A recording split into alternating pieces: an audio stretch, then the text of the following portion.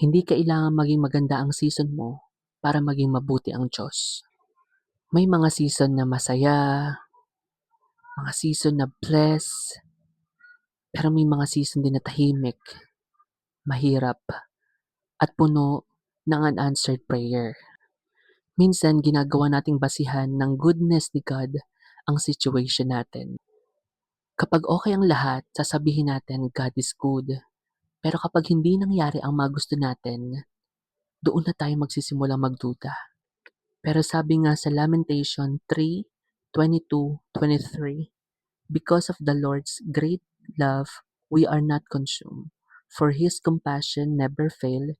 They are new every morning. Great is your faithfulness. Notice this. Sinabi ito sa gitna ng matinding paghihirap. Not after everything became perfect. Ibig sabihin, God's goodness is not depend on your circumstances. Kung broken ka ngayon, mabuti pa rin siya. Kung naghihintay ka, mabuti pa rin siya. At kung hindi mo maintindihan ang pinapagawa niya, mabuti pa rin siya. At sa bawat umaga na nagigising ka, reminder yon na hindi pa tapos ang Diyos sa buhay mo. Baka hindi nagbago ang sitwasyon mo overnight, pero may bagong mercy kang natanggap ngayong araw.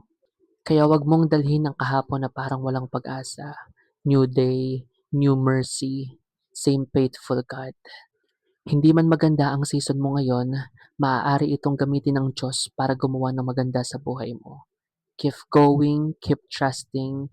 Great is His faithfulness. Amen.